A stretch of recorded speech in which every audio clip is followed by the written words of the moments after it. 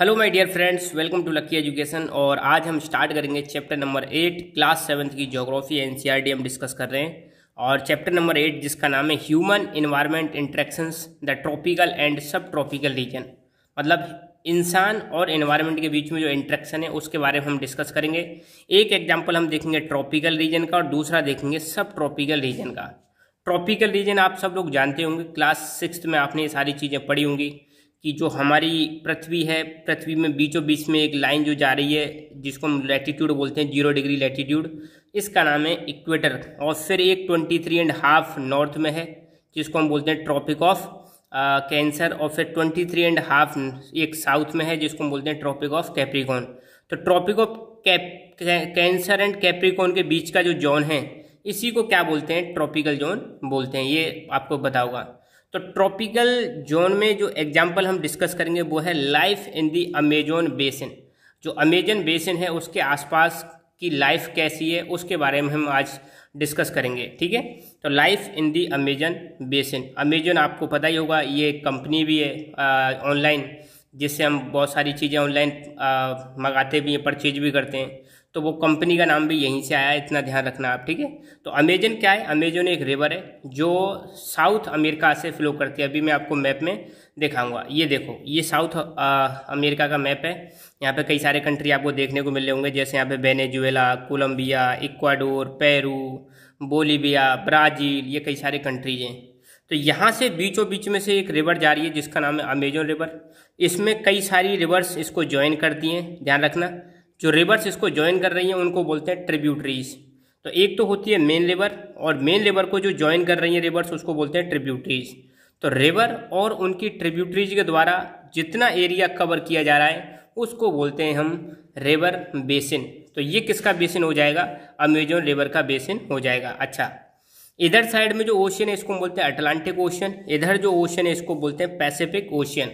और यहाँ आपको पता है माउंटेन सीरीज है एक एंडीज माउंटेन सीरीज है जो साउथ अमेरिका में है। ये चीज़ आपको ध्यान रखनी है, ठीक है। तो शुरुआत करते हैं चैप्टर की, life in the Amazon basin. Amazon basin में लाइफ, ये अभी मैंने वही बताया था। ये जो मैप है ये किसका है? साउथ अमेरिका का है। यहाँ पे बीचों बीच में से जा रही है अमेजन रिवर और यहाँ कई सारे कंट्रीज को ये कवर करते हुए जा रही है। और ये जो लाइन सी दिखा रखी है इधर उधर से, ये है अमेजन रिवर की ट्रिब्यूटरीज, ठीक है। अच्छा, इधर से अमेजन रिवर ऑरिजिनेट होती है और यहाँ पर जाकर ड्रेन हो जाती है। जहाँ पर रिवर ड्रेन होती है उस पॉइंट को बोलते हैं रिवर का माउथ। तो रिवर का माउथ किधर साइड में? ईस्ट की साइड में। रिवर ऑरिजिनेट किधर से हो रही है? रिवर ऑरिजिनेट हो रही है वेस्ट की साइड से, ठीक है। ये चीज़ आपको ध्यान रखनी है। अच्छा, तो सबसे पहले बता रखा है कि इक्वेटोरियल रीजन क्या होता है। तो ये हमारी पृथ्वी, बीचों बीच में से जो लाइन जा रही है 0 डिग्री, इसको इक्वेटर बोलते हैं। तो इक्वेटर के 10 डिग्री ऊपर नॉर्थ में और इक्वेटर से 10 डिग्री नीचे साउथ। तो 10 डिग्री नॉर्थ और 10 डिग्री साउथ, इसके बीच का जो रीजन है इस रीजन को हम बोलते हैं इक्वेटोरियल रीजन, ठीक है। The tropical region lies very close to the equator. पहली बात तो ध्यान रखना, जो इक्वेटोरियल रीजन जो है ये एक ट्रॉपिकल रीजन है, बहुत ही नज़दीक होता है इक्वेटर के। Between 10 degree north and 10 degree south it refer to as the equatorial region. तो ध्यान रखना, एक तो पहली बात तो जो इक्वेटोरियल रीजन है ये कहाँ पर आता है? ट्रॉपिकल रीजन में आता है। और ट्रॉपिकल क्या है? यहाँ पे है कैंसर, ट्रॉपिक ऑफ कैंसर 23.5 नॉर्थ और नीचे है 23.5 साउथ, ये ट्रॉपिक ऑफ कैप्रिकॉर्न। ये वाला जोन तो क्या कहलाता है? ये वाला जोन कहलाता है आपका ट्रॉपिकल जोन। अब इक्वेटोरियल जोन का क्या है? ये ट्रॉपिकल जोन के अंदर ही आता है। यहाँ पे मान लो एक लाइन ये है और एक लाइन ये है। ये तो है आपकी 10 डिग्री नॉर्थ और ये है 10 डिग्री साउथ। तो ये वाला जो स्पेशली जोन है इसको हम बोलेंगे इक्वेटोरियल रीजन। क्या बोलेंगे?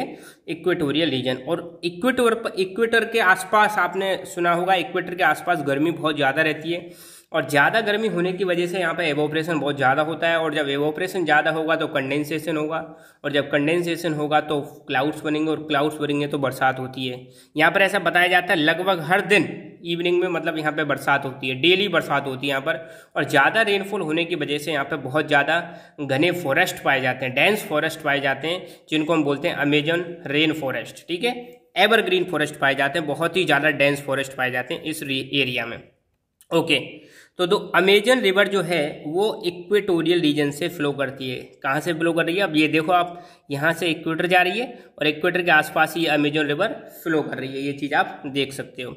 It flows from the mountains to the west and reaches Atlantic Ocean to the east. अब देखो ये जो अमेजन रिवर है, इधर की साइड में माउंटेन है, एंडीज माउंटेन है वेस्ट की साइड में, और ये ईस्ट की साइड है। तो माउंटेन की साइड से तो रिवर ऑरिजिनेट होती है, यहाँ से तो निकलती है, और कहाँ पर जाकर जाती है, अटलांटिक ओशन में जाकर गिर जाती है, जो कि किधर साइड में पड़ता है, ईस्ट की साइड में पड़ता है। ठीक है, और जहाँ पर रिवर गिरती है, जहाँ पर रिवर ओशन से मिलती है, उसको हम बोलते हैं रिवर का माउथ। क्या बोलते हैं? रिवर का mouth. The place where river flows into another body of water is called river's mouth. तो वो जगह जहां पर रिवर दूसरी वाटर बॉडी में मिल जाती है, उसको हम क्या बोलते हैं? रिवर का माउथ। तो ध्यान रखना, रिवर ओरिजिनेट कहाँ से हो रही है? वेस्ट की साइड से। ड्रेन कहाँ पर हो रही है? ईस्ट की साइड में। तो जहां पर रिवर ड्रेन हो रही है, जहां पर रिवर गिर रही है, उसको बोलते हैं हम रिवर का माउथ। ये चीज आप ध्यान रखना, ठीक है। Numerous tributaries to join Amazon river to form Amazon basin. तो देखो ये जो मेन रिवर है अमेजन रिवर, तो ये मेन रिवर हो गई मान लो, इसको कई सारी ट्रिब्यूटरीज ऐसे करके ज्वाइन कर रही हैं, और जब ये कई सारी ट्रिब्यूटरीज ज्वाइन कर लेती हैं रिवर को, तो ये सब मिलके रिवर और इसकी ट्रिब्यूटरीज मिलके क्या बनाती हैं? अमेजन बेसिन बनाती हैं। ठीक है ना, तो ये चीज़ आप ध्यान रखना। ये 0 डिग्री वाली लाइन इक्वेटर हो गई, ये ट्रॉपिक ऑफ कैंसर हो गई, ये ट्रॉपिक ऑफ कैप्रिकॉर्न हो गई, इसके बीच का जो जोन है इसको हम बोलते हैं ट्रॉपिकल जोन, और इक्वेटोरियल जोन कौन सा हो जाएगा? 10 डिग्री नॉर्थ और 10 डिग्री साउथ किसके? इक्वेटर के, उसको हम क्या बोलेंगे? Equatorial region. ओके, ये जो रिवर बेसिन है ये बहुत सारे कंट्रीज को मतलब क्या करता है? कवर करता है। The river basin drains portion of, ये जो अमेजन रिवर का बेसिन है ये कई सारे कंट्रीज में ड्रेन होता है, कई सारे कंट्रीज से होते हुए जाता है। नंबर 1 ब्राज़ील, तो ये बीच में सबसे बड़ा जो कंट्री है ब्राज़ील है, ठीक है। और फिर दूसरे पे है पार्ट्स ऑफ पेरू, पेरू का कुछ हिस्सा, ठीक है। और फिर है बोलीविया, बोलीविया का कुछ हिस्सा, ये बोलीविया हो गया, ये ब्राज़ील हो गया, पेरू हो गया। इक्वाडोर, इक्वाडोर का कुछ हिस्सा, कोलंबिया, ये कोलंबिया, और कुछ हिस्सा वेनेजुएला। ये सारे कंट्रीज आपने यहाँ पे मैप में देख लिए, तो मैप में भी आपकी प्रैक्टिस हो जाएगी। ये सारे के सारे कंट्रीज आप ध्यान रखना कौन से कॉन्टिनेंट में आते हैं? साउथ अमेरिका में आते हैं। ध्यान रखना कौन से कॉन्टिनेंट में? साउथ अमेरिका में आते हैं ये सारे कंट्रीज। तो अमेजन जो रिवर है ये कहाँ कहाँ पर फैलती है, मतलब कहाँ कहाँ से होकर फ्लो करती है? Brazil, Peru, Bolivia, Ecuador, Colombia और कुछ भाग वेनेजुएला का, इन सब में फ्लो करती है। मैप में आपने देख लिए।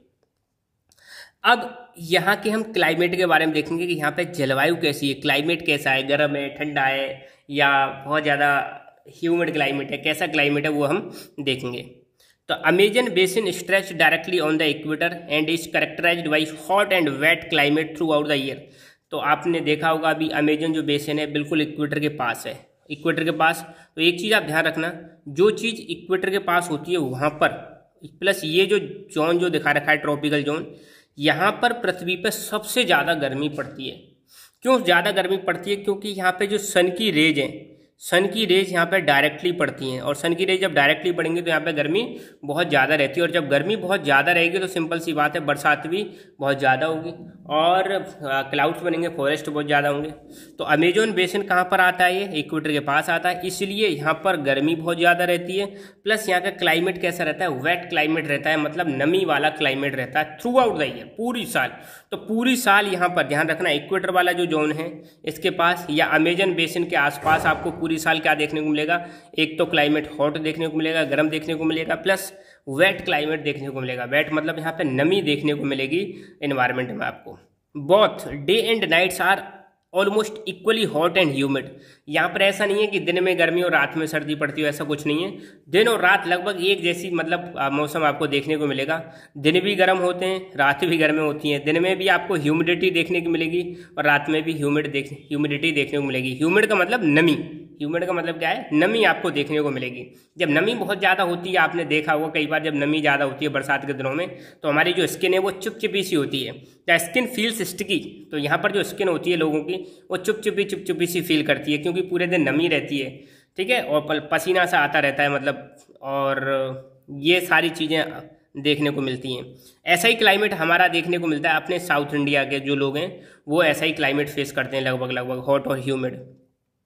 It rains almost every day, that too without much warning. मतलब यहाँ पर लगभग हर दिन बरसात होती है। आप देखोगे अमेजन बेसिन के आसपास डेली, लगभग डेली बरसात होती है, और बिना वार्निंग के यहाँ पर क्या आ जाती है? बरसात आ जाती है, मतलब रेनफॉल होती है।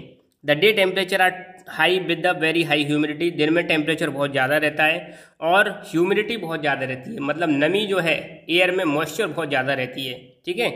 नाइट में टेम्परेचर थोड़ा सा डाउन जाता है मगर ह्यूमिडिटी नाइट में भी हाई रहती है, ठीक है। मतलब ह्यूमिडिटी दिन में भी हाई रहेगी और ह्यूमिडिटी रात में भी हाई रहती है, मगर रात में थोड़ा सा टेम्परेचर डाउन हो जाता है। तो जब ह्यूमिडिटी हाई रहती है, और ह्यूमिडिटी बहुत ज़्यादा जरूरी है किसके लिए, रेनफॉल के लिए, क्योंकि अगर एयर में ह्यूमिडिटी नहीं होगी तो बरसात नहीं होगी। तो ह्यूमिडिटी दिन में भी रहती है और ह्यूमिडिटी रात में भी यहाँ पर देखने को मिलेगी, ठीक है।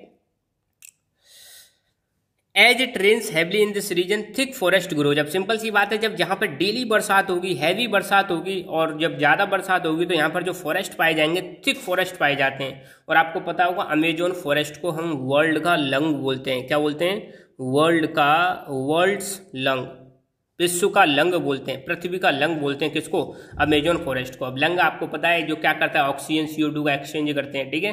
तो ये भी जब घने फॉरेस्ट हैं तो यहाँ पर फोटोसिंथेसिस होता है, और फोटोसिंथेसिस होता है तो ये एनवायरनमेंट से CO2 को लेते हैं और हमें क्या देते हैं, ऑक्सीजन प्रोवाइड कराते हैं। तो वर्ल्ड का लंग बोला जाता है किसको, अमेजोन फॉरेस्ट को। तो बहुत ज़्यादा डेंस फॉरेस्ट पाए जाते हैं, एवरग्रीन फॉरेस्ट पाए जाते हैं। एवरग्रीन और डेंस फॉरेस्ट होने का रीजन क्या है, यहाँ पर रेनफॉल बहुत ज़्यादा हैविली होती है, बहुत ज़्यादा रेनफॉल होती है। The forest are in fact so thick that dense roof created by leaves and branches does not allow sunlight to reach the ground। मतलब यहाँ पर फॉरेस्ट इतने गहरे हैं, ये देखो इतने ज़्यादा गहरे फॉरेस्ट हैं कि जो पेड़ों की पत्तियां हैं और टहनियाँ हैं ये सन की रेज को नीचे तक नहीं पहुंचने देती हैं, इतने ज़्यादा डेंस फॉरेस्ट हैं। मतलब ये जो ट्री हैं ये एक प्रकार से रूफ सी बना लेते हैं, ऊपर छत सी बना लेते हैं पत्तियों के द्वारा, उनकी ब्रांचेज के द्वारा।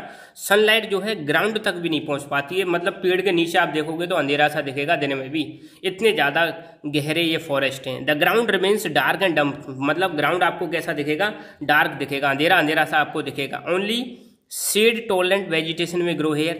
अब नीचे जो वेजिटेशन पाई जाती है, पेड़ पौधे जो पाए जाते हैं वो कैसे होते हैं, शेड टॉलरेंट, मतलब जो छाया को सहन कर सकें, मतलब जिनको ज़्यादा प्रकाश की ज़रूरत ना पड़े, जो मतलब अंधेरे में भी ग्रो कर जाए, ऐसी वेजिटेशन यहाँ पर ज़्यादा ग्रो करती है नीचे।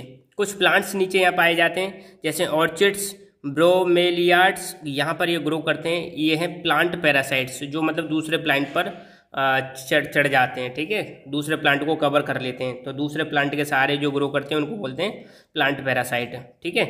तो कौन कौन से प्लांट्स हैं, ऑर्चिड्स और ब्रोमेलियाड्स, ये ग्रो करते हैं एज ए प्लांट पैरासाइट। मान लो ये कोई मेन प्लांट है, उस प्लांट पर ये ग्रो करते हैं। तो दो हो गए, ऑर्चिड्स और ब्रोमेलियाड्स। फोना मतलब एनिमल कम्युनिटी। अब यहाँ पर एनिमल्स के बारे में देखेंगे कौन कौन से एनिमल्स पाए जाते हैं। अब सिंपल सी बात है, जहाँ पे पेड़ पौधे बहुत ज़्यादा होते हैं तो वहाँ पे एनिमल कम्युनिटी भी बहुत ज़्यादा मिलेगी। तो यहाँ पर रिच हैं ये फोना के मामले में। बर्ड्स पाए जाते हैं यहाँ पे जैसे टोकन्स, ये birds, humming bird, bird of paradise ये with their brilliant coloured plumage. और यहाँ पर इनकी पंखों को देखोगे तो मतलब कई प्रकार के मतलब रंग भी देखने को मिलेंगे पंखों में। Over size bills for eating make them different words we commonly see in India. तो यहाँ पर जो वर्ड्स पाए जाते हैं ये नॉर्मली हम जो इंडिया में देखते हैं उनसे डिफरेंट वर्ड्स यहाँ पे पाए जाते हैं। ये जो वर्ड हैं साउंड भी क्रिएट करते हैं फॉरेस्ट में। अब सिंपल सी बात है, फॉरेस्ट में जाओगे तो पक्षियों की आपको आवाज़ें सुनाई देंगी, बड़ी प्यारी प्यारी सी मधुर, ठीक है। कुछ एनिमल्स भी पाए जाते हैं, कुछ बहुत सारे एनिमल्स पाए जाते हैं। मंकी पाए जाते हैं, स्लॉथ पाया जाता है, आंट रियरिंग टापिट्स पाए जाते हैं, ठीक है ना। इसके अलावा यहाँ पे रेप्टाइल्स और स्नेक्स पाए जाते हैं जो इन जंगलों में थ्राइव करते हैं। तो आपने सुना होगा एनाकोंडा, ये रहा एनाकोंडा, आपका एनाकोंडा यहाँ पे देखने को मिलेगा, बड़ा खतरनाक सांप है, ठीक है। तो क्रोकोडाइल्स पाए जाते हैं, स्नेक्स, पाइथन, ये सारी चीज़ें यहाँ पे देखने को मिलेंगी। एनाकोंडा देखने को मिलेगा, बोआ कंस्ट्रक्टर, ये ऐसे सांप आपको देखने को मिलेंगे।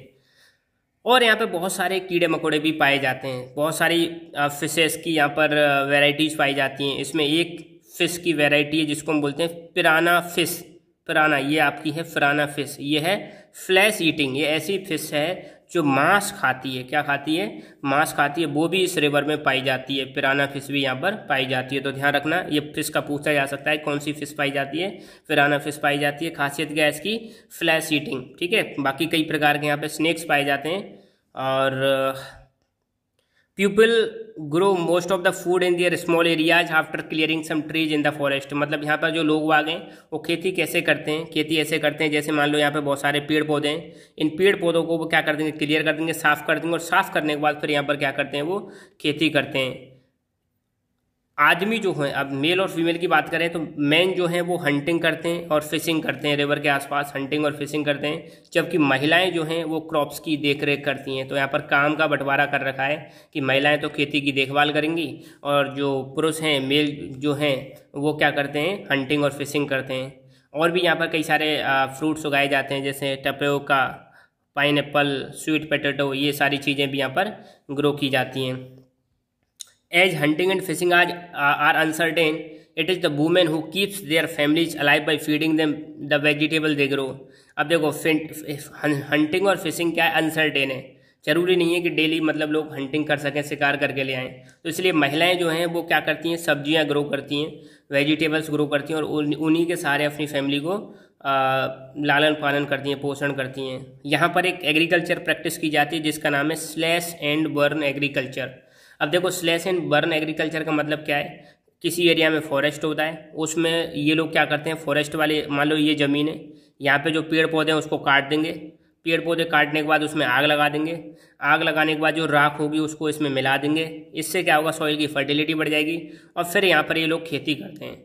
जैसे ही फर्टिलिटी कम होती है वो यहाँ से दूसरी जगह चले आते हैं, फिर दूसरी जगह जाके वहाँ पेड़ पौधों को काट देंगे, फिर आग लगा देंगे, फिर वहाँ पे 2-4 साल खेती करते हैं, फिर इसको छोड़ देंगे, फिर तीसरी जगह चले आते हैं। तो ऐसी जो खेती होती है इसको हम बोलते हैं स्लैश एंड बर्न एग्रीकल्चर, या इसको हम बोलते हैं शिफ्टिंग एग्रीकल्चर। एक और नाम क्या है इसका, शिफ्टिंग एग्रीकल्चर। और इंडिया में एक और नाम है इसका झूम कल्टीवेशन, झूम कल्टीवेशन के नाम से भी जानते हैं। तो ये एग्रीकल्चर यहाँ पर प्रैक्टिस की जाती है। हालांकि ये फॉरेस्ट के लिए डेंजरस है क्योंकि यहाँ पे फॉरेस्ट को कट करके जला दिया जाता है, तो ये पर यही खेती यहाँ पर की जाती है। यहाँ की जो स्टेपल फूड है वो है मैनियोक, जिसको हम कसावा के नाम से भी जानते हैं। ये इनका स्टेपल फूड है, इसको बहुत ज़्यादा लोग यहाँ के खाते हैं। और that grow under the ground like potato, ये भी मतलब पोटैटो, आलू की तरह ग्राउंड के नीचे ग्रो किया जाता है। तो कसावा यहाँ का मेन फूड है, स्टेपल डाइट है, ध्यान रखना, कसावा, जिसको मैनियोक भी बोलते हैं। ये लोग जो हैं ये और कुछ चीज़ें भी खाते हैं, जैसे they also eat queen ends and egg sex, इनको भी खा जाते हैं। कैश क्रॉप्स यहाँ पे ग्रो की जाती हैं जैसे कॉफ़ी, मेज, कोकोआ, इनको भी यहाँ पर ग्रो किया जाता है। और यहाँ के जो फॉरेस्ट हैं घर बनाने के लिए बहुत सारी लकड़ी भी प्रोवाइड करते हैं। अब सिंपल सी बात है, फॉरेस्ट से लकड़ी जो मिलेगी उससे लोग बाग घर वर बनाते हैं। यहाँ पे जो घर पाए जाते हैं ऐसे थैच वाले घर देखने को मिलेंगे, मतलब झोंपड़ी टाइप के घर देखने को मिलते हैं। छोटी छोटी जो फैमिली हैं वो थैच हाउसेस, मतलब ये छप्पर टाइप के जो घर हैं इनमें रहती हैं, ठीक है, जो बीहेव्स मतलब मधुमक्खी का जो छता है उसकी तरह दिखाई देती हैं। यहाँ पे बड़े बड़े घर भी पाए जाते हैं, उन बड़े बड़े घरों को बोलते हैं मेलोका, ये आपको देखने को मिलेगा वो मेलोका, जो कि स्लैंटिंग रूफ होती है इनकी, स्लैंट रूफ, ठीक है। तो ये इंपॉर्टेंट है, ध्यान रखना, यहाँ बड़े बड़े घरों को क्या बोलते हैं, मेलोका बोलते हैं। लार्ज अपार्टमेंट है और छोटे छोटे घर यहाँ पर ये दिखाई दे रहे हैं। तो छोटी छोटी फैमिली जिनमें रहती हैं, बड़े बड़े जो घर हैं, ज़्यादा लोग हैं तो वो ऐसे घरों में रहते हैं, मेलोका टाइप के घरों में रहते हैं, ठीक है। Changes in the life of people in Amazon basin, अब मतलब यहाँ पे लोगों की लाइफ में थोड़े से चेंजेज आ रहे हैं। अब चेंजेस तो आएंगे ही, सिंपल सी बात है, चेंज तो लॉ ऑफ नेचर है। जैसे जैसे समय पास होता जा रहा है तो हमारे आसपास बहुत सारे चेंजेज आते जा रहे हैं, ठीक है। तो यहाँ के लोगों की जो लाइफ है वो धीरे धीरे चेंज होती जा रही है। पहले के टाइम पे, पुराने दिनों में, in older days hurt of the forest could be reached only by navigating the river. अगर मान लो पुराने दिनों की बात करें, अगर किसी को सेंटर में जाना है, फॉरेस्ट के सेंटर में जाना है, तो कैसे जा सकते थे, वो रिवर के थ्रू ही जा सकते थे, रिवर से ही जा सकते थे, बिना रिवर के आप अंदर फॉरेस्ट में नहीं पहुंच सकते थे। तो पुराने टाइम पर अगर फॉरेस्ट में अंदर जाना है तो किसका सहारा लिया जाता था, रिवर का सहारा लिया जाता था। मगर 1970 के बाद, 1970 में यहाँ पर बना दिया ट्रांस अमेजन हाईवे, मतलब फॉरेस्ट के अंदर से क्या बना दिया, हाईवे बना दिया। अब क्या है, फॉरेस्ट के किसी भी पार्ट तक आप जा सकते हो इस हाईवे के थ्रू।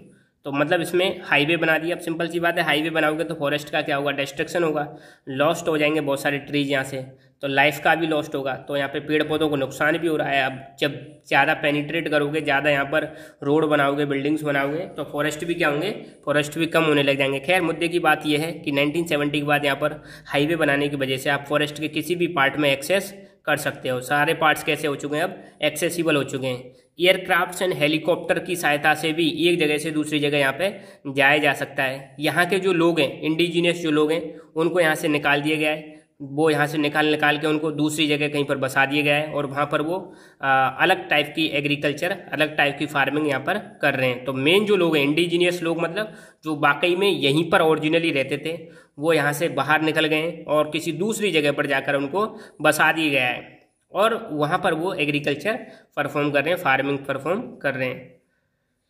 अब डेवलपमेंट एक्टिविटीज़ और लॉस ऑफ फॉरेस्ट, अगला टॉपिक हमारा क्या है, development activities and loss of forest. अब सिंपल सी बात है, फॉरेस्ट में जब आप डेवलपमेंट करोगे, डेवलपमेंट मतलब रोड बनाओगे, रेलवे की लाइन बिछा दोगे, ठीक है, तो सिंपल सी बात है, उन फॉरेस्ट को क्या किया जाएगा, कट किया जाएगा, तो फॉरेस्ट का क्या होगा, लॉस होगा। तो जैसे जैसे डेवलपमेंट एक्टिविटीज बढ़ती जा रही हैं, जैसे जैसे पॉपुलेशन आसपास के रीजन की बढ़ती जा रही है, तो लोग बाग क्या है, उस फॉरेस्ट को कट करते हुए जा रहे हैं। कुछ लोग एग्रीकल्चर के लिए फॉरेस्ट को कट कर रहे हैं, कुछ लोग घर बनाने के लिए फॉरेस्ट को कट कर रहे हैं, कुछ लोग शहर बसाने के लिए या फैक्ट्रीज लगाने के लिए फॉरेस्ट कट करते जा रहे हैं। तो ऐसे करके फॉरेस्ट का क्या होता जा रहा है, धीरे धीरे लॉस होता जा रहा है। तो the development activities are leading to the gradual destruction of the biologically diverse rain forest. तो जो डेवलपमेंट एक्टिविटीज यहाँ पर हो रही हैं साउथ अमेरिका में, उसकी वजह से ये जो रेन फॉरेस्ट है धीरे धीरे धीरे धीरे करके क्या होते जा रहे हैं, खत्म होते जा रहे हैं। और ऐसा अनुमान लगाया जा रहा है, it is estimated that large area of the rain forest has been disappearing annually in the Amazon basin.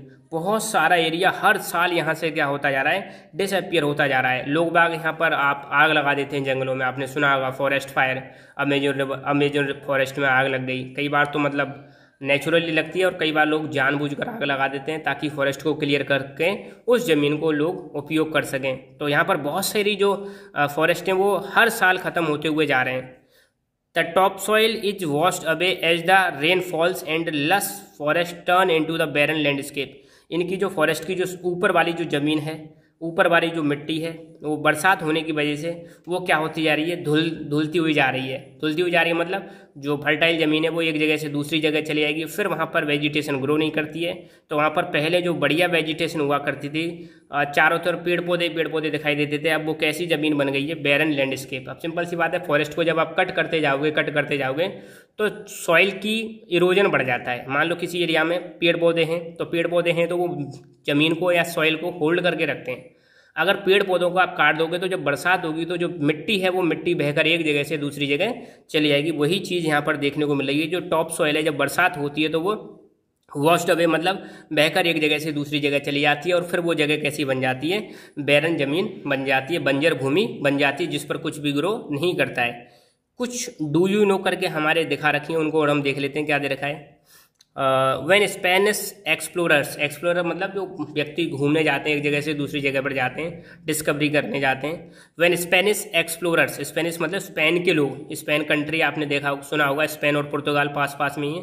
When Spanish explorers discovered Amazon river, they were attacked by a group of local tribes wearing headgears and grass skirts.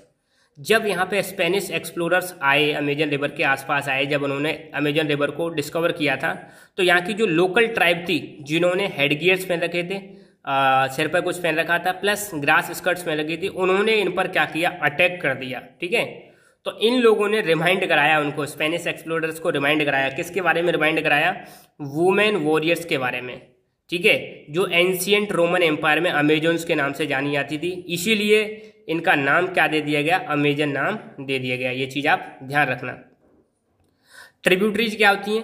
Tributary simple सी बात है, ये मान लो main river है हमारी, और main river को जब छोटी छोटी रिवर्स ज्वाइन कर लेती हैं, तो उन छोटी छोटी रिवर्स को क्या बोलते हैं? Tributaries. These are small rivers that join main river. ठीक है, तो मेन रिवर को ज्वाइन करने वाली छोटी छोटी रिवर्स हैं, उनको ट्रिब्यूटरीज बोलते हैं। रिवर बेसिन या कैचमेंट एरिया क्या है? तो ये मान लो आपकी मेन रिवर है और ये इसकी ट्रिब्यूटरीज हैं, तो ये सब मिलके जो बनाएंगी उसको हम बोलते हैं रिवर बेसिन या catchment area. The main river along with this tributaries that drain an area form a river basin और द कैचमेंट एरिया। तो मेन रिवर और उसकी ट्रिब्यूटरीज मिलके जो बनाती हैं, जिस एरिया में फ्लो करती हैं, उसी को हम क्या बोलते हैं? कैचमेंट एरिया या रिवर बेसिन बोलते हैं। और ध्यान रखना बहुत इंपॉर्टेंट है, the Amazon basin is the largest river basin in the world. अगर कोई पूछे आपको कौन सी रिवर का बेसिन सबसे लार्जेस्ट है तो आपको बताना है अमेजन रिवर का। और एक क्वेश्चन मैं आपसे पूछूंगा, which is the longest river in the world, world की सबसे लंबी रिवर का नाम आपको बताना है कमेंट करके, ठीक है। तो यहाँ पर ये हुआ। और यहाँ पर एक चीज़ और दे रखी है, bromeliads are the special plants that store water in their leaves. मतलब ये वाला जो प्लांट्स है ये अपनी पत्तियों में क्या कर लेता है, पानी को स्टोर कर लेता है। तो एनिमल्स जैसे यहाँ पे जो फ्रॉग टाइप के जो एनिमल्स हैं वो क्या करते हैं, इस पानी में अपने अंडे ले करते हैं, अपने अंडों को ले करते हैं। तो ये चीज़ ध्यान रखना है कि कौन से प्लांट्स हैं जो अपनी पत्तियों में पानी स्टोर कर लेते हैं, तो ब्रोमेलियाड्स। और इनमें कौन अपने अंडे ले करता है, वो है फ्रॉग्स। तो यहाँ पर ये टॉपिक हमारा पूरी तरह से फिनिश होता है। एक टॉपिक और बचा है, 2 टॉपिक में अपना पूरा चैप्टर फिनिश हो गया, ठीक है। So thank you so much, keep learning, keep enjoying and God bless you all. Hello my dear friends, welcome to lucky education. और आज हम देखेंगे सेकंड लेक्चर, चैप्टर नंबर 8 हमारा चल रहा है human environment interactions the tropical and सब tropical region.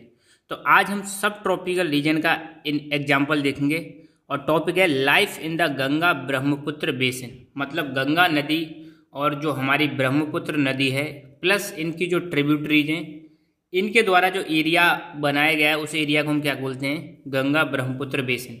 तो इस एरिया में जो जो एक्टिविटीज होती हैं ह्यूमन और इन्वायरमेंट के बीच में जो इंटरेक्शन होता है वो सारी चीज़ें पढ़ेंगे। जैसे यहाँ पे क्या वाइल्ड लाइफ पाई जाती है, कौन कौन सी वेजिटेशन पाई जाती है, यहाँ पे क्लाइमेट किस टाइप का पाया जाता है, ट्रांसपोर्टेशन का क्या सिस्टम है, सारी चीज़ें हम कवर करेंगे। तो पहली बात तो आपको पता होना चाहिए कि प्लेन वाला रीजन जो आपको पता होगा, नॉर्दर्न प्लेन्स, ये वाला जो एरिया है इसको हम बोलते हैं प्लेन वाला रीजन, जिसको गंगा और ब्रह्मपुत्र रिवर बनाती हैं। और इधर पाकिस्तान की तरफ में चले आओ तो यहाँ इंडस रिवर बनाती है। तो सबसे पहले तो हमें यही पता होना चाहिए कि भाई आपका रिवर बेसिन क्या होता है। तो रिवर बेसिन का मतलब है रिवर प्लस उसकी ट्रिब्यूटरी के द्वारा जो एरिया ड्रेन किया जाता है उसको हम बोलते हैं रिवर बेसिन। जैसे मान लो ये है आपकी गंगा रिवर और ये है आपकी ब्रह्मपुत्र रिवर, ठीक है। प्लस इनमें ऐसे ये जो दिखा रखे हैं ये है इनकी ट्रिब्यूटरीज, कुछ राइट बैंक ट्रिब्यूटरीज होती हैं, कुछ लेफ्ट बैंक ट्रिब्यूटरीज होती हैं। तो इसके द्वारा जितना भी एरिया ड्रेन किया जा रहा है उस पूरे एरिया को हम क्या बोलते हैं, उस रिवर का बेसिन बोलते हैं। तो यहाँ पर हम 2 रिवर्स की बात कर रहे हैं। इधर साइड में जो रिवर है गंगा रिवर है और ये है आपकी ब्रह्मपुत्र रिवर। इंडिया की जो नॉर्थ ईस्ट साइड है, नॉर्थ ईस्ट साइड मतलब आसाम, अरुणाचल प्रदेश, ठीक है, उधर साइड की बात कर रहा हूँ। ये आपका नॉर्दर्न प्लेन्स हो गए, बिहार, बंगाल, उत्तर प्रदेश, वो वाला एरिया। तो ये पूरा की पूरा एरिया किस में आता है, ये आता है आपका गंगा ब्रह्मपुत्र बेसिन में आता है, ठीक है। ये इंडिया का मैप है तो आप यहाँ पे देख सकते हो। तो ये वाला एरिया तो हो गया गंगा का बेसिन और ये हो गया आपका ब्रह्मपुत्र का बेसिन। तो यहाँ पे जो जो एक्टिविटीज होंगी सारी चीज़ें हम यहीं की डिस्कस करने वाले हैं। मैप में ये चीज़ आपको याद रखनी है, क्योंकि आपको जब भी हम कुछ भी बातें करें, अभी इस टॉपिक में बातें करेंगे तो हम इसी रीजन की बात करेंगे। गंगा रिवर की बात होगी तो इस वाले रीजन की बात करेंगे और ब्रह्मपुत्र की बात होगी तो इस वाले रीजन की हम बात करने वाले हैं, ठीक है। और यहाँ पर मैंने कई सारे मैप डाल दिए ताकि आपको क्लियर हो जाए।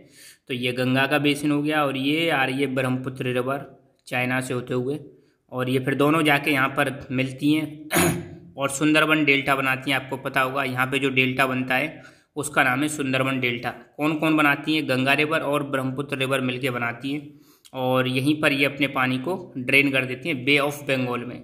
इंडिया की इधर साइड में ये बे ऑफ बंगाल है और ये है आपका अरेबियन सी, ठीक है।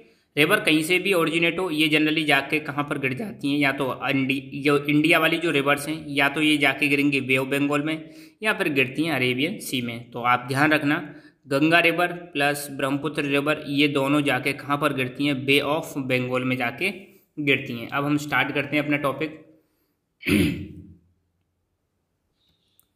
The tributaries of rivers Ganga and Brahmaputra together form the Ganga Brahmaputra basin in the Indian सब कॉन्टिनेंट। देखो भारतीय सब कॉन्टिनेंट में, इंडिया को सब कॉन्टिनेंट भी बोलते हैं, ध्यान रखना।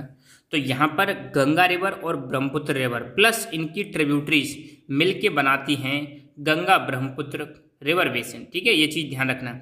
ये जो बेसिन है, अब बेसिन वर्ड जो आए तो आप ध्यान रखना, रिवर प्लस उसकी जो ट्रिब्यूटरीज होती हैं उसके द्वारा जो एरिया ड्रेन किया जाता है उसी को हम क्या बोलते हैं, रिवर बेसिन बोलते हैं।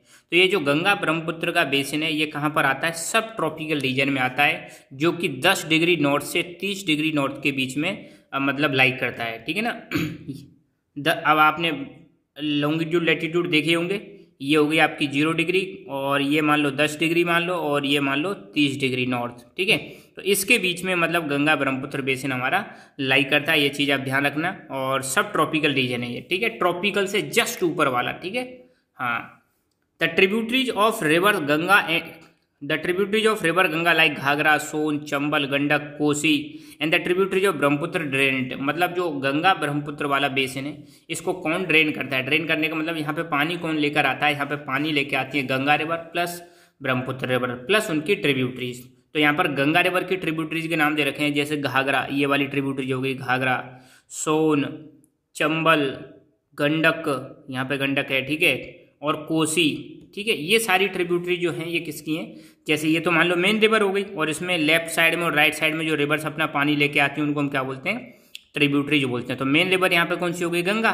और गंगा के अलावा गंगा की ट्रिब्यूटरीज कौन कौन सी हैं? सोन, घाघरा, चंबल, गंडक, कोसी। ध्यान रखना, पूछा जा सकता है कि गंगा रिवर की ट्रिब्यूटरीज कौन कौन सी हैं, तो आपको फटाक से बताना है घाघरा, सोन, चंबल, गंडक, कोसी, ये गंगा रिवर की ट्रिब्यूटरीज हैं। प्लस ब्रह्मपुत्र की ट्रिब्यूटरीज भी हैं, ये मिलके गंगा ब्रह्मपुत्र वाले रीजन में क्या करती हैं? ड्रेन करती हैं, मतलब पानी लाती हैं।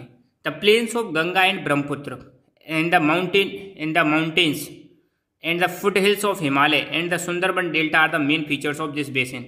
अगर आप इस बेसिन को अगर आप देखो, जो गंगा ब्रह्मपुत्र वाला पूरा ये बेसिन है, यहाँ पर आपको एक तो मिलेंगे आपको प्लेन्स, गंगा ब्रह्मपुत्र के प्लेन्स मिलेंगे, दूसरा माउंटेन्स मिलेंगे, फुट हिल्स ऑफ हिमालय, आपको पता है ऊपर की साइड में यहाँ पे हिमालय हैं, 3 माउंटेन है, जैसे मतलब सबसे ऊपर हिमाद्री, फिर मिड हिमालय, फिर लोअर हिमालय जिसको हम शिवालिक बोलते हैं। तो हिमालय का जो नीचे वाला हिस्सा है उसको हम बोलते हैं फुट हिल्स, ठीक है।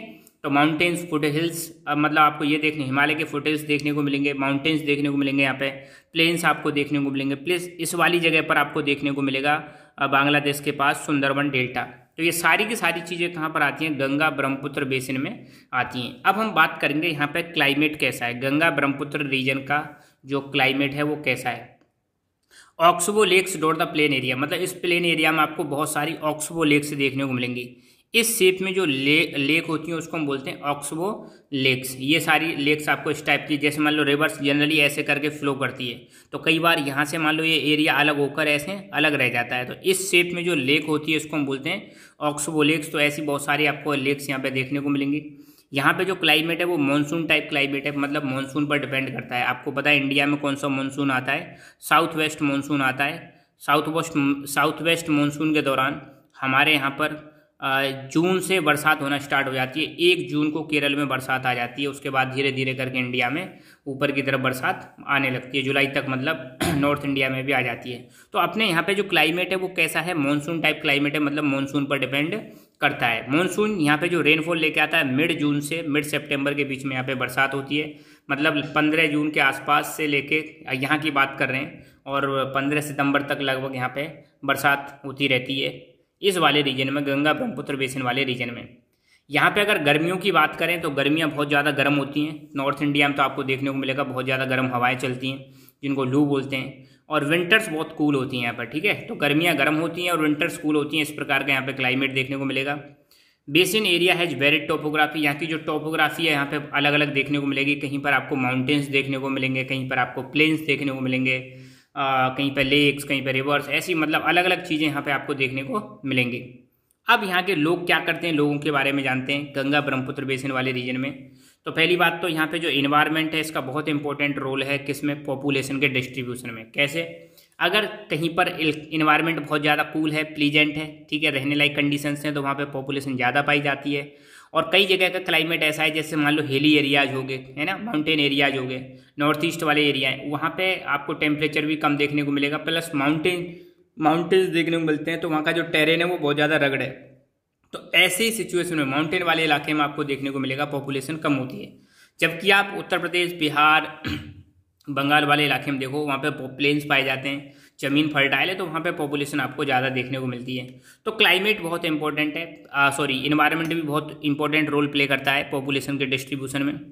The mountain areas with steep slope मतलब ऐसे जो स्लोप होता है एकदम सीधा, with steep slopes have inhospitable terrain therefore less number of people live in the mountain areas of the Ganga Brahmaputra plain, मतलब गंगा ब्रह्मपुत्र वाला जो बेसिन है, अगर यहाँ पर जो माउंटेन एरियाज है, माउंटेन एरियाज आपको कहाँ पे देखने को मिलेंगे, नॉर्थ ईस्ट इंडिया में देखने को मिलेंगे, प्लस कुछ हिली स्टेट्स हैं आपको, जैसे मतलब उत्तराखंड, ठीक है, और सिक्किम हो गया, ठीक है, उसके अलावा अरुणाचल प्रदेश, इन एरियाज में आपको देखने को मिलेगा लोग बाग बहुत कम पाए जाते हैं। सिंपल सी बात है, जो माउंटेन्स होते हैं तो माउंटेन्स में आपको ज़्यादा पॉपुलेशन नहीं देखने को मिलेगी वहाँ पर। अब हिली स्लोप्स में आपको पता है ज़्यादा जो स्टीप स्लोप्स होते हैं, ऐसे तीखे स्लोप होते हैं, यहाँ पे ज़्यादा घर वर देखने को मिलेंगे, कहीं कहीं पर आपको लोग बाग बसे हुए दिखाई देते हैं। इनहॉस्पिटेबल टेरेन, मतलब यहाँ पे ज़मीन ऐसी होती है, फ्लैट होती नहीं है, माउंटेन एरिया है, यहाँ पर रहना बड़ा डिफिकल्ट होता है, तो इसलिए यहाँ पे जो पॉपुलेशन है आपको किस वाले रीजन में, स्पेशली आपको जो हिली एरियाज है, माउंटेन एरियाज है, वहाँ पे पॉपुलेशन आपको कम देखने को मिलेगी, माउंटेन एरिया। तो गंगा ब्रह्मपुत्र बेसिन में जहाँ जहाँ पे माउंटेन्स है वहाँ पे लोग कम पाए जाते हैं, क्योंकि वहाँ पे रहने लायक कंडीशंस नहीं होती हैं। जबकि प्लेन एरिया की बात करें तो ध्यान रखना, बहुत सारा एरिया यहाँ पे प्लेन एरिया है, वहाँ पे ज़मीन जो है सूटेबल है, फ्लैट लैंड है, तो वहाँ पर ह्यूमन हैबिटेशन बहुत आसान है, तो ज़्यादा अच्छी कंडीशंस होती हैं वहाँ पर रहने के लिए। प्लस सॉइल भी यहाँ पर फर्टाइल है, तो लोग बाग यहाँ पर एग्रीकल्चर करते हैं, तो उनके रोजी रोटी की, मतलब यहाँ हम कह सकते हैं सोर्स ऑफ लाइवलीहुड भी है जो एग्रीकल्चर है मेनली। और यहाँ पर ध्यान रखना, इस एरिया में जो लोग हैं ज़्यादातर फिश और राइस का सेवन करते हैं। फिश और राइस जो है इस एरिया की स्टेपल डाइट है, स्टेपल मतलब मुख्य भोजन है, ठीक है, क्या चीज़, फिश और राइस।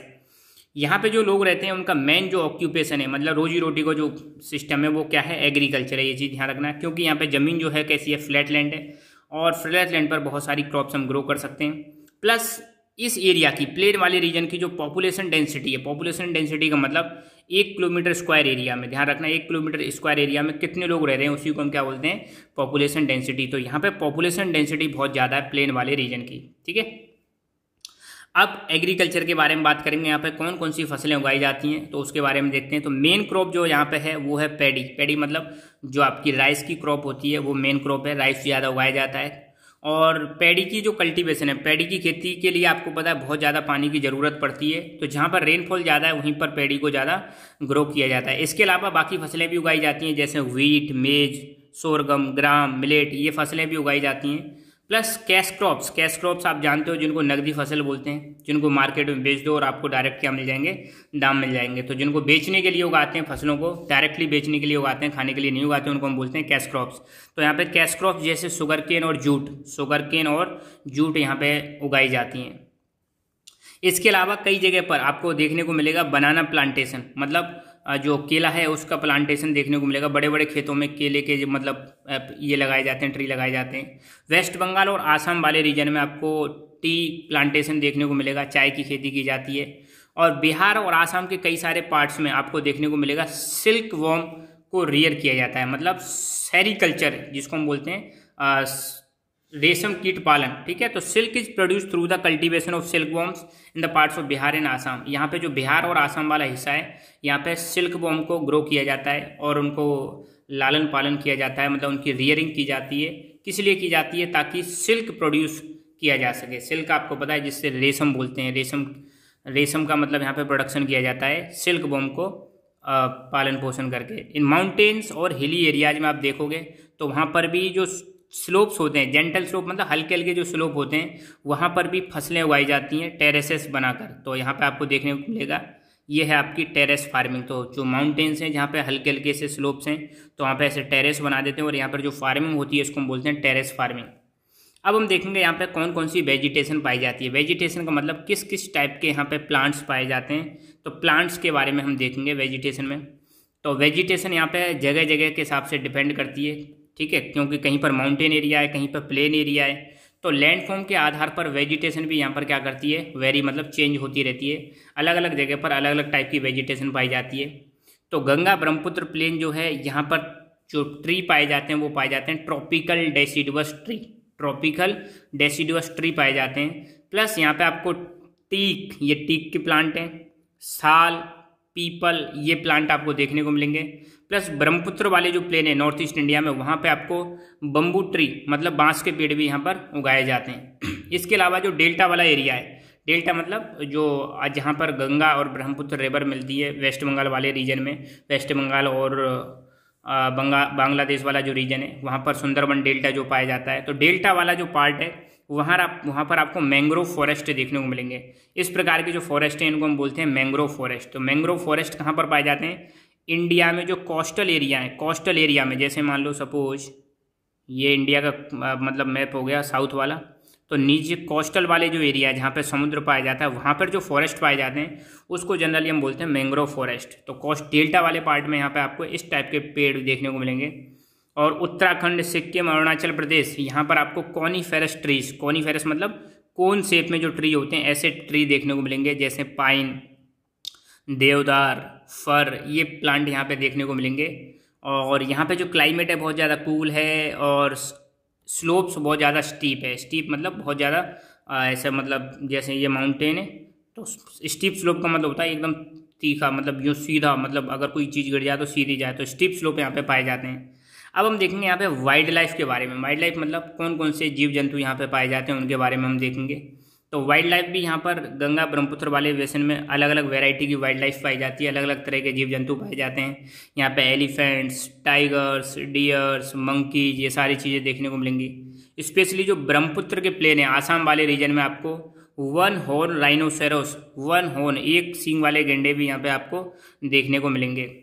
इसके अलावा जो डेल्टा वाला पार्ट है, जो वेस्ट बंगाल वाला पार्ट है, वहाँ पर आपको बंगाल टाइगर, ये है बंगाल टाइगर जिसको रॉयल बंगाल टाइगर के नाम से जानते हैं, क्रोकोडाइल्स, एलिगेटर्स, ये भी देखने को मिलेंगे। एक्वेटिक लाइफ बहुत ज़्यादा पाई जाती है। कहाँ कहाँ पर पाई जाती है aquatic life? Fresh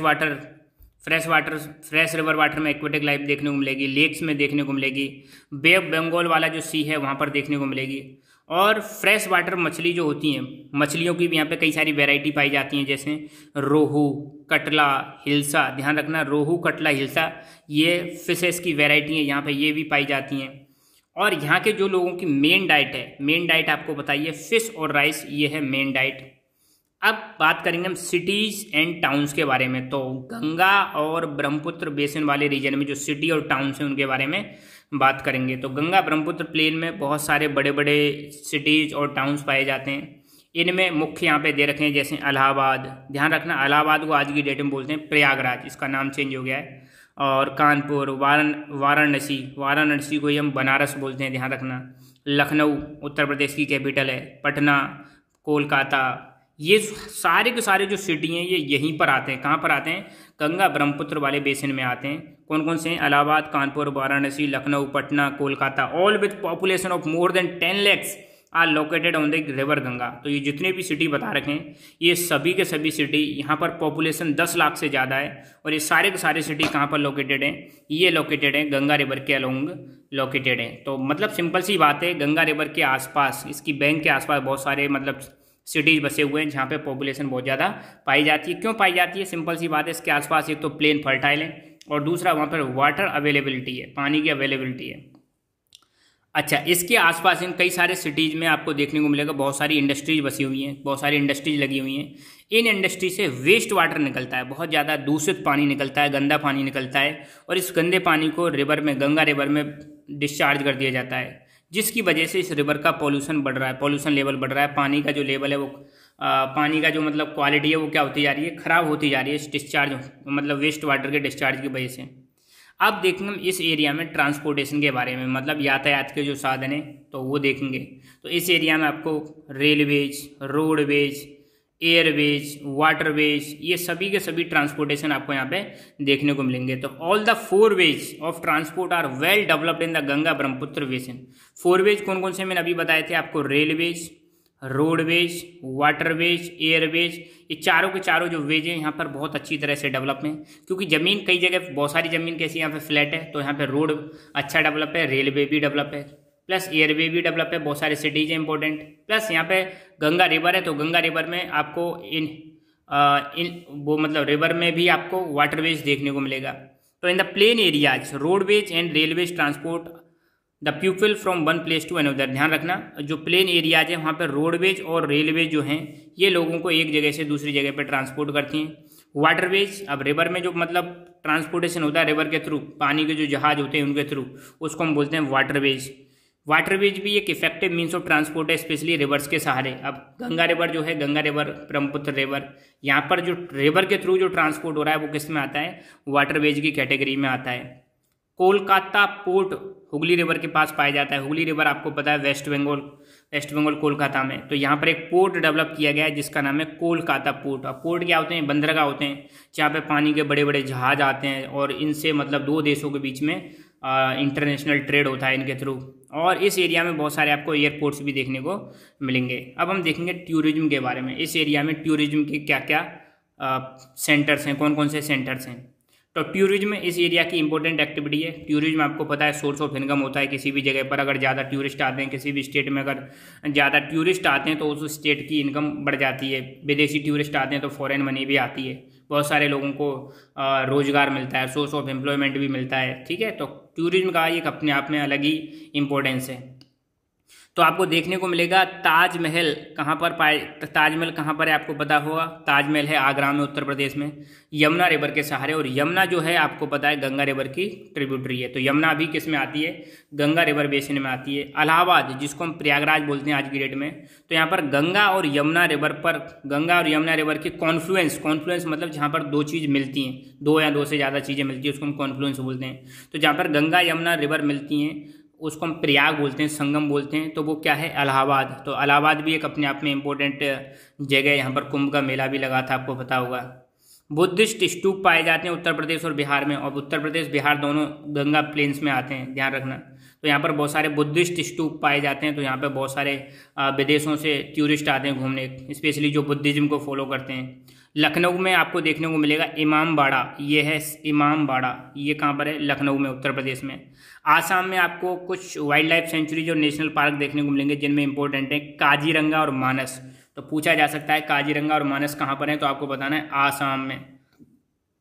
Arunachal Pradesh में आपको एक स्पेशल ट्राइबल कल्चर देखने को मिलेगा। यहाँ पे कई सारी ट्राइब्स पाई जाती हैं, उनका एक कल्चर वो अलग देखने को मिलेगा। तो ये सारी जगह जो हैं यहाँ पर बता रखी हैं, ये हैं टूरिस्ट प्लेस। तो बहुत सारे टूरिस्ट यहाँ पर घूमने आते हैं और इस एरिया में मतलब टूरिस्ट एक्टिविटी होने की वजह से बहुत ज़्यादा रौनक रहती है। तो ये हमारा कंप्लीट गंगा ब्रह्मपुत्र बेसिन खत्म हुआ यहाँ पर। ठीक है, so thank you so much, keep learning, keep enjoying and God bless you all.